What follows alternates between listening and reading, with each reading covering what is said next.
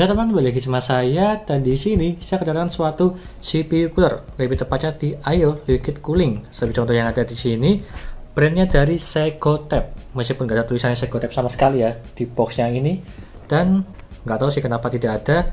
Tapi untuk yang ini adalah serinya Segotep KL360 ARGB. Cuma ada serinya aja di bagian depan sini.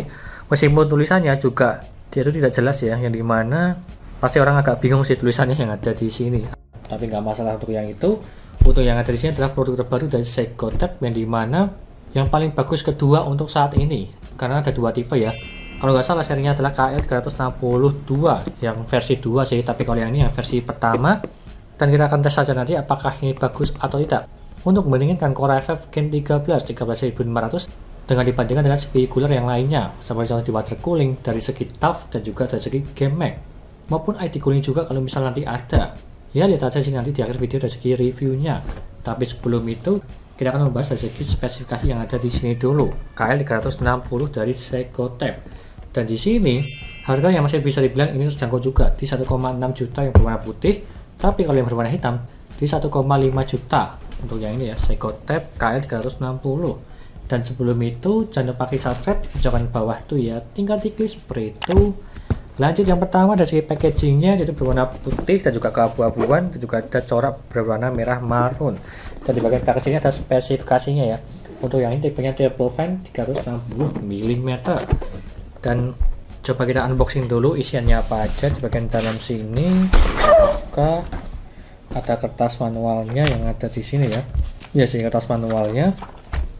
Dan kita ambil, wow, dia itu udah kepasang langsung untuk fan-nya. Seperti yang Anda lihat di sini, udah kepasang, jadi gak usah perlu repot-repot untuk memasang fan-nya langsung ya. Dan kita ambil berwarna putih dan juga sangat tinggi banget. Di sini ada bracketnya, cuma itu aja.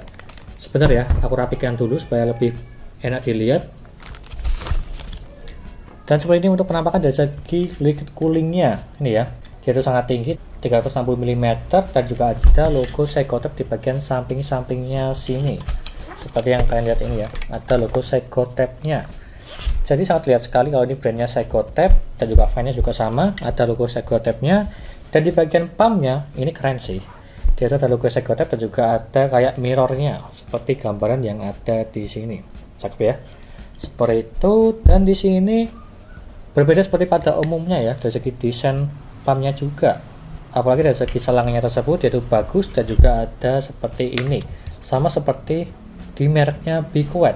Ada kotaknya seperti contoh yang ada di sini, dan dia tuh menggunakan 3 pin ya untuk CPU fan pumpnya. Dan juga di sini ada juga perkabelan 3 pin ARGB di bagian fan-nya semua juga. Jadi dia tuh tipenya ARGB semua, bisa diganti atau disesuaikan seperti keinginan kalian. Jika mau kalian support 3 pin ARGB untuk yang ini. Dan sebelum itu kita bacakan dari segi spesifikasinya dulu di bagian belakang sini. Untuk yang ada di sini dimensinya dia itu di 397 mm dari segi ketinggiannya ya, hampir di 400 mm atau 40 cm.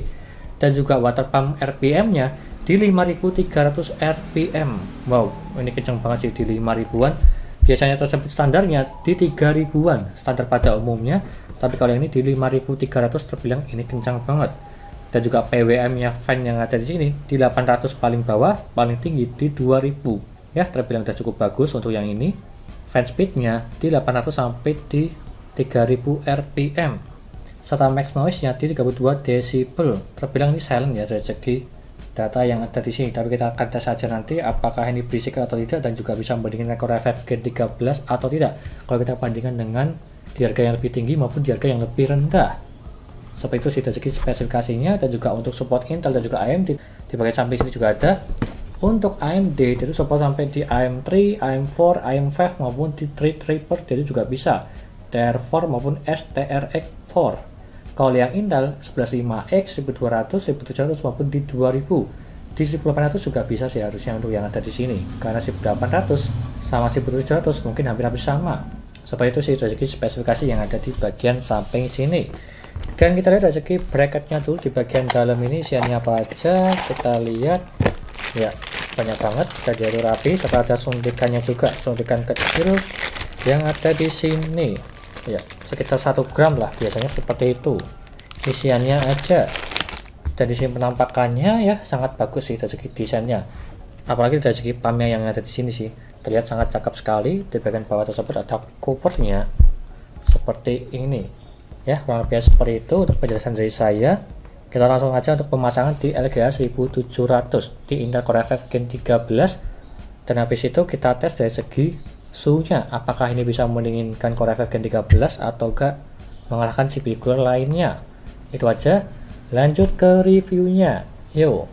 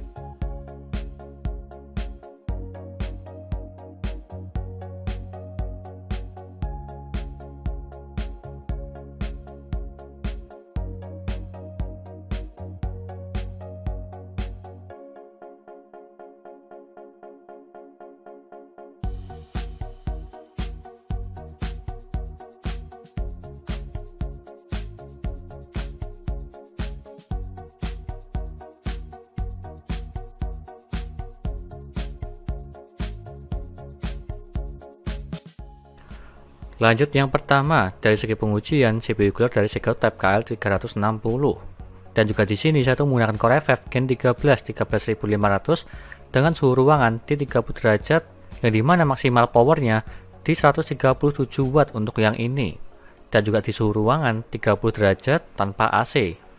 Dan lanjut yang pertama dari segi Seagate KL 360 dulu, untuk minimalnya mendapatkan di 39 derajat.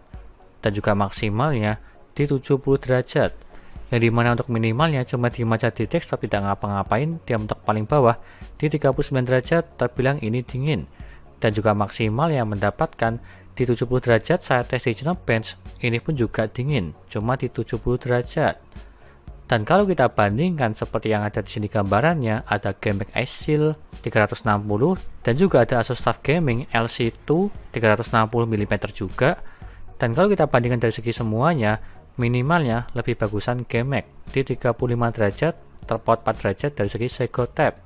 Dan kalau maksimalnya malah lebih bagusan dari segi Seagate-nya, dia itu bisa menahan di 70 derajat. Kalau yang lainnya maksimal di 74 derajat dari segi datanya. Dan kalau aku pribadi dari segi perbandingannya, lebih bagusan dari segi Seagate-nya, karena yang kita nilai tersebut dari segi maksimalnya, dan dia itu bisa menahan lebih dingin di 70 derajat dari segi pengujian ini. jika dibandingkan dengan CPU cooler yang lainnya. Dan apalagi dari segi harganya di Asus TUF Gaming dia tuh di 2 juta, sedangkan Seiko Tab yang warna putih dia itu di 1,6 juta. Terpaut di 400.000, performanya malah lebih bagusan dari segi Seiko Tab-nya. Jadi ya seperti itu sih perbandingannya. Tapi dari segi estetika dan juga desain, itu tergantung selera kalian untuk yang itu. Dan lanjut ke kesimpulannya. Dan apakah ini bagus atau tidak Seiko Tab KL360? Kalau aku pribadi terbilang ini bagus. Yang dimana tersebut suhunya bagus, bersaing dengan di harga di atasnya juga. Serta desainnya tersebut yaitu simple, elegan, ada 2 tipe warna, berwarna hitam dan juga berwarna putih. Meskipun ada logo Seiko Tab di bagian tiap fan-nya, ya agak ganggu sedikit sih kalau aku pribadi ya. Tapi tergantung selera kalian. Serta fan-nya tersebut yaitu ARGB, bisa diatur warnanya seperti contoh yang ada di sini, diganti melalui remote. Dari segi software Mobo juga bisa diganti-ganti, jadinya bebas lah untuk itu. Dan juga di bagian pumpnya tersebut desainnya bagus dan juga unik lah, berbeda seperti di pada umumnya. Dan dia menggunakan fan 70 mm di bagian head pumpnya juga. Dan juga untuk mengatasi VRAM yang panas di bagian motherboard. Jadi ada 2 fungsi, mendinginkan prosesor dan juga dari segi VRAM di motherboardnya. Serta ini menggunakan zirconia keramik bearing pump. Dan kalau kita lihat dari segi harganya di 1,5 sampai di 1,6 juta, terbilang ini standar lah, sama seperti di kalangan 360 mm untuk IO water cooling. Jadi wajar sih di harganya. Dan juga di sini untuk tambahan ya, dia itu bisa menghandle sampai di 221 watt. Seperti gambaran yang ada di sini, dari segi data Seiko Tab-nya, dia tuh bisa menghandle Core i9 Gen 10 10900K.